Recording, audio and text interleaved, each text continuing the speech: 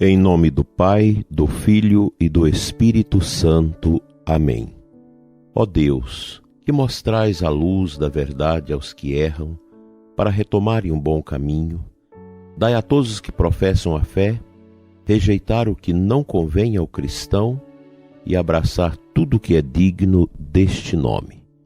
Por Cristo nosso Senhor. Amém. Que as almas dos fiéis defuntos, pela misericórdia de Deus, descansem em paz.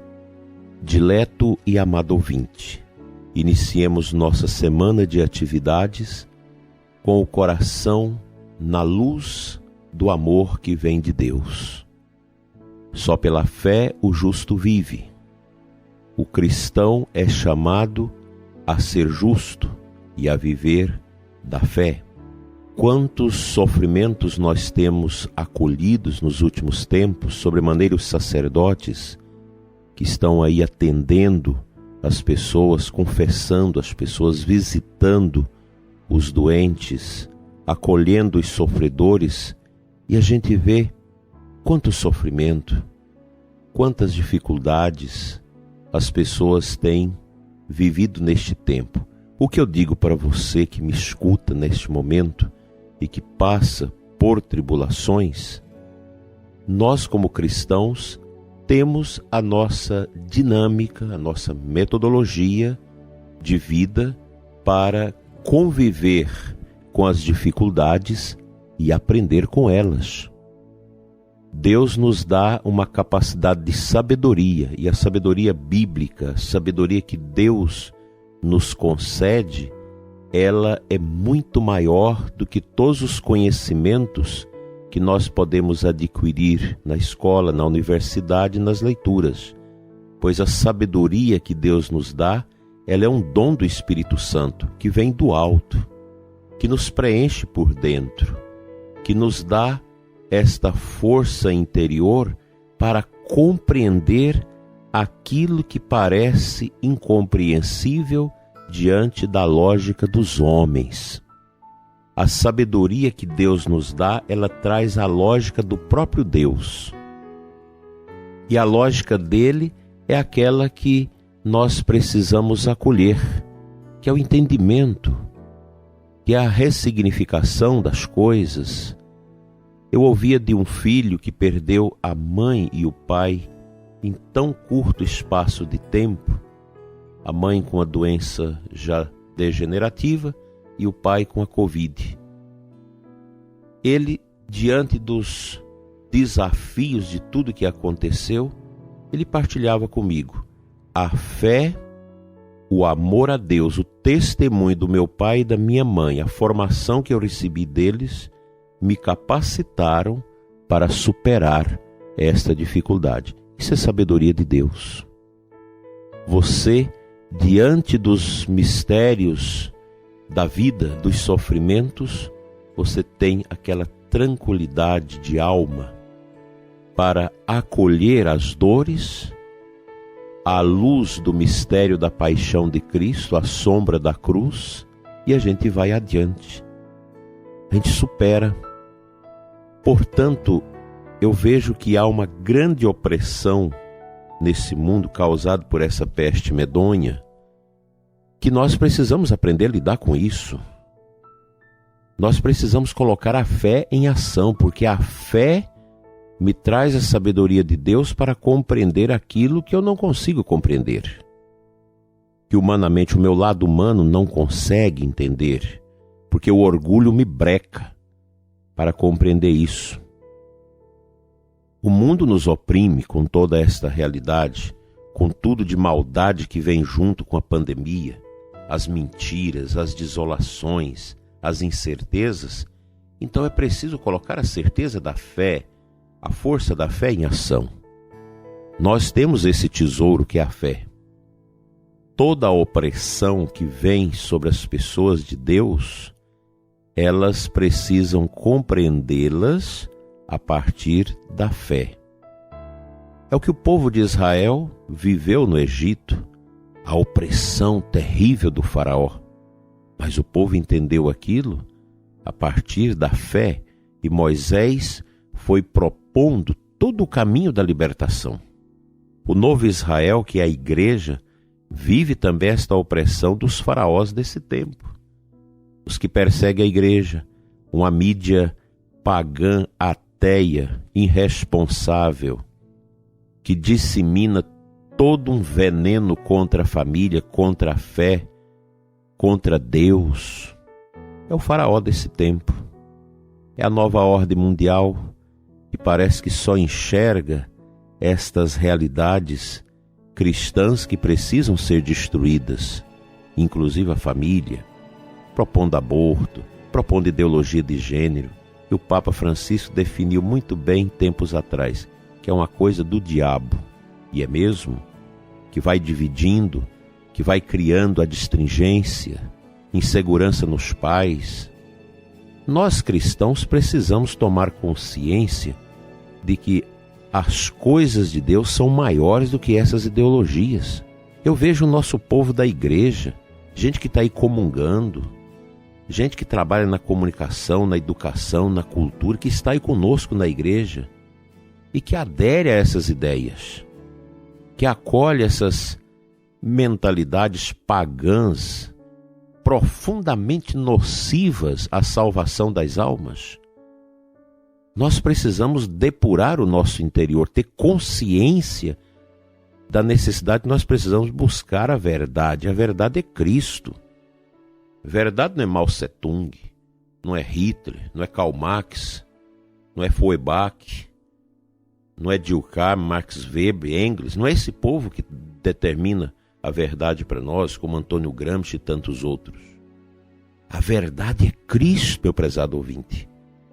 E é um momento que nós precisamos decidir por Cristo. Ou a gente fica com o faraó e ele nos esmaga, nos arrebenta na escuridão do paganismo, da obscuridade. Nós abrimos o nosso coração a Cristo. Cristo é o mesmo ontem, hoje e sempre. Hebreus 13. Eu não posso, em nome do modernismo, dessa modernidade, dizer, não, é preciso adaptar a mensagem de Cristo, é preciso adaptar a mensagem da igreja. Ora, isso é atropelar a verdade, é deixar que o nosso orgulho, os nossos desejos humanos de satisfação se imponha sobre a verdade que é Deus. A igreja tem a sua tradição fundamentada na palavra de Deus, no seu magistério, e que nós não podemos abdicar disso. Ah, porque o teólogo tal falou isso. Mas quem diz que todos os teólogos têm a verdade? O ministério do teólogo é o ministério de tentar compreender as coisas, mas o teólogo não tem autoridade para atropelar a verdade, para dizer que um dogma não tem valor. Nós não podemos nos ajuntar aos faraós desse tempo.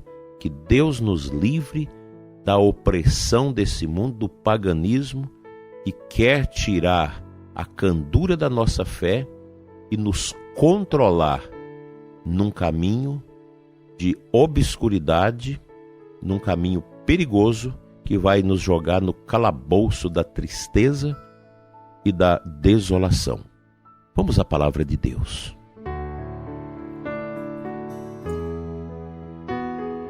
A primeira leitura da Santa Missa desta segunda-feira é de Êxodo 1, de 8 a 22. Estabeleceram inspetores de obras para que o oprimisse com trabalhos penosos, e foi assim que ele construiu para o faraó as cidades entrepostos, Pitã e Ramsés. Mas quanto mais o oprimia, quer dizer, o povo de Israel, tanto mais se multiplicava e crescia. Obcecados pelo medo dos filhos de Israel, os egípcios impuseram-lhes uma obra de escravidão. Aqui está a verdade.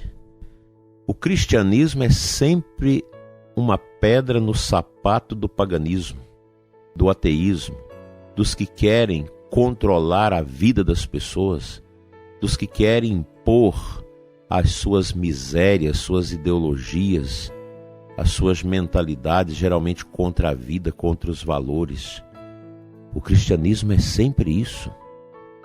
Quando a gente lê certos autores que aí estão como aqueles que dão base à revolução cultural, a gente vai ver lá, tem que destruir a igreja, tem que destruir a mentalidade judaico-cristã, tem que destruir a família. E aí impõe à nossa sociedade todo o peso de comportamentos pecaminosos, incitando os jovens, as crianças, os adolescentes a um modo vivendes terrível. A gente vê cada coisa de comportamento, cada invenção que vai se fazendo no meio dos adolescentes da juventude, que são perversões para destruir os valores que seguram a vida e confere a felicidade ao coração da pessoa humana através da prática das virtudes e do bem. Assim, meu dileto ouvinte, eu te convido, vamos ler mais, vamos rezar mais. O momento é difícil, nós estamos vivendo. Há muita mentalidade estranha que quer se impor, que quer destruir aquilo que é a beleza da nossa existência. Tenhamos cuidado, tenhamos mais fé, mais oração, mais louvor, mais arrependimento dos pecados e um propósito profundo de conversão dos sentidos, conversão interior, conversão da mentalidade, para adequarmos o nosso coração a Ele, que na cruz fez o verdadeiro reset de todo este mundo, para que a vida ganhasse o seu verdadeiro sentido. Assim como o povo de Israel, liberto da escravidão do Egito, hoje nós, Igreja, Novo Israel, precisamos nos libertar desses faraós da mentira que propõem tanta coisa para destruir a família, inculcar a malícia nos nossos jovens e quebrar a inocência das nossas crianças. Que Deus nos livre de todos os males.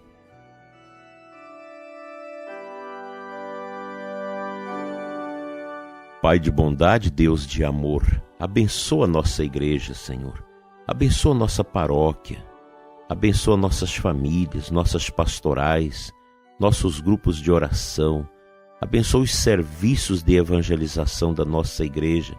Abençoa, Senhor, o ouvinte que está afastado da comunhão, que está afastado da Santa Missa, da sua pastoral, por medo, obedecendo ao faraó desse tempo que quer tirar a fé do coração dos simples.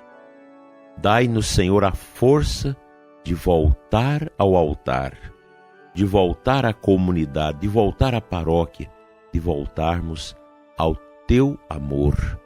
Cura, Senhor, os que sofrem, os que padecem nos leitos dos hospitais, os que estão desanimados e tristes. Enche-nos de santo amor e santa sabedoria. Assim seja. Amém.